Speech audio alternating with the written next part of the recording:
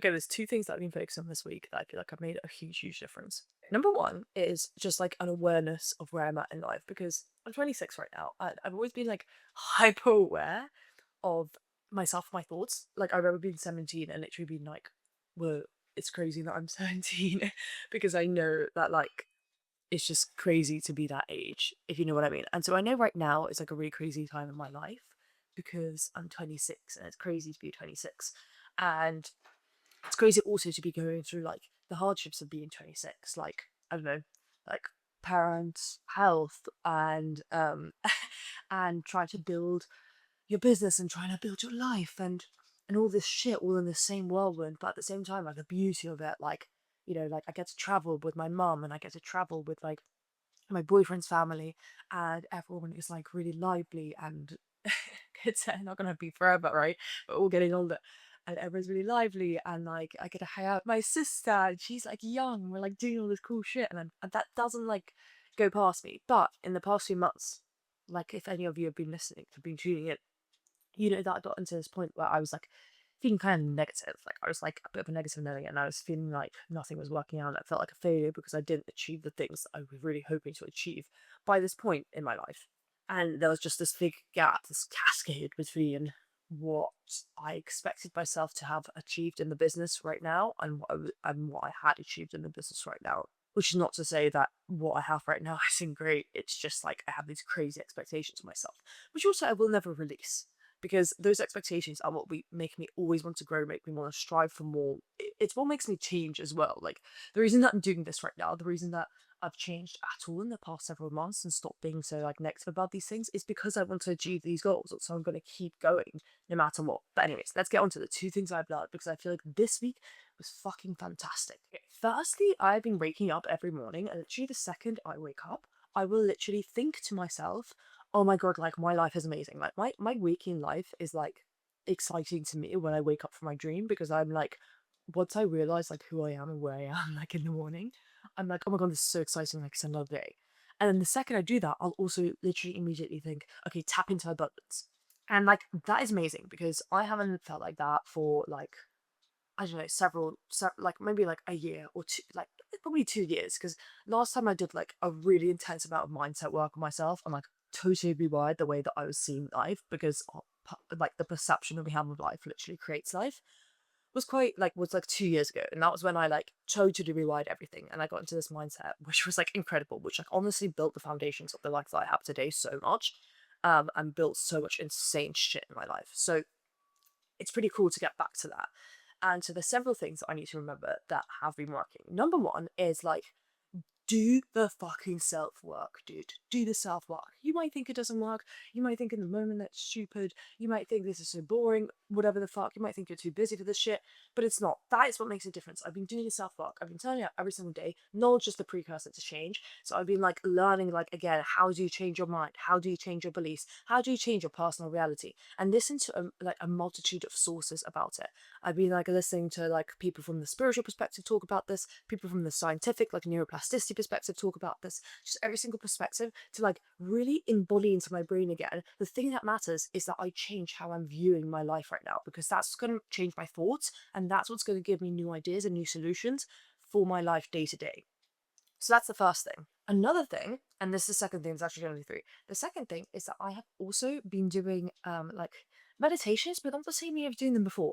I feel like what I was doing before is to an extent, I was doing the meditations and I was like desperate to stop feeling the way that I was feeling. And so in the meditations, like I almost feel like I was kind of forcing myself to try and change the way that I was feeling. Versus right now, because I've done all of this, like been listening to all these lectures and all these like podcasts and just like anything, the courses, anything I can get my hands on how you change your mind, how you change the way that you think. And I've had like there's like some courses I bought like literally years ago that I did years ago that I'm like redoing, like the Joe Dispenza ones, shit like that. And just also random lectures like Alan Watts and stuff, like it's so insane to listen to because also across the board everyone says like the same thing, right? And I'll also listen to like lectures just from like super successful business people who like kind of say the same thing as well. So it's like reinforcing my brain. And because I've been doing that, I've realized that like in my meditations, I haven't been letting myself actually feel the meditation. I've been having expectations of what the meditation should be. And that means that every time I come up with meditation and I haven't done it like perfectly right, or I haven't done it how I like, expect myself to do it, I get a bit frustrated. And it's like it completely ruins the whole point of the meditation, which is like to get me into a better feeling. Right? So I've been turning up to the meditations recently, literally just like no expectation. Just like, let's see what happens during this meditation. And I actually think it's been making my meditations so much better. That's another thing. The third thing is that I have just been enjoying life so much more. And this is something I was speaking to Lisa about like literally yesterday.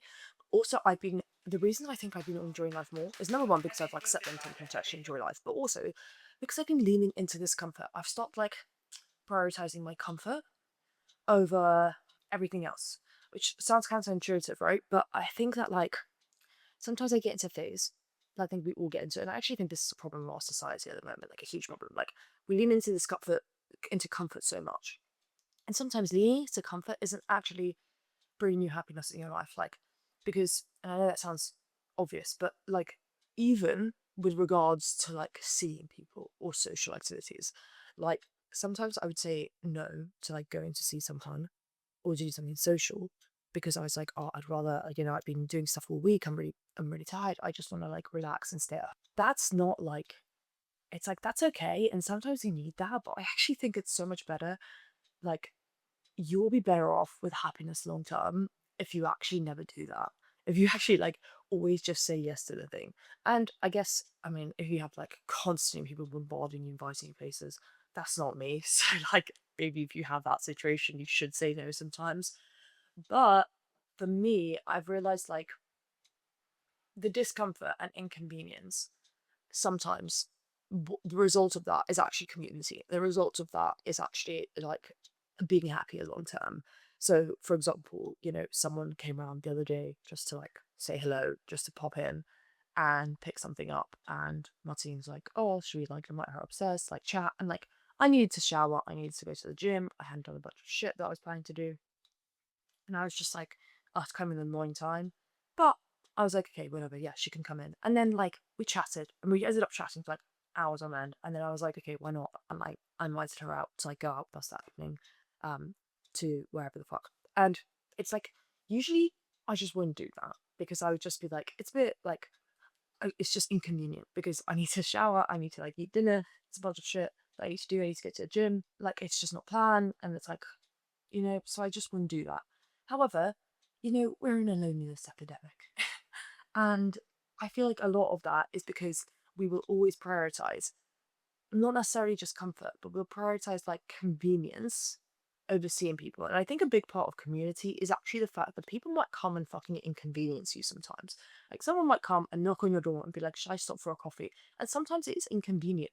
You just fucking say yes because you just have that little interaction. Sometimes stopping at your coffee shop and having a chat with the coffee guy in the morning when you're tired as fuck and you don't want to talk to anyone is inconvenient.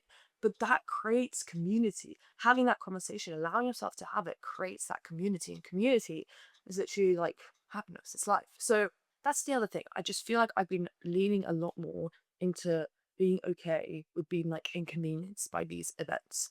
Like, you know, just having stuff on like every single night. If someone asks to take her, I come around and just like see, being like, you know what, yeah, like even if I've seen people every day for the past week, yeah, you can, because at the end of the day, that's community.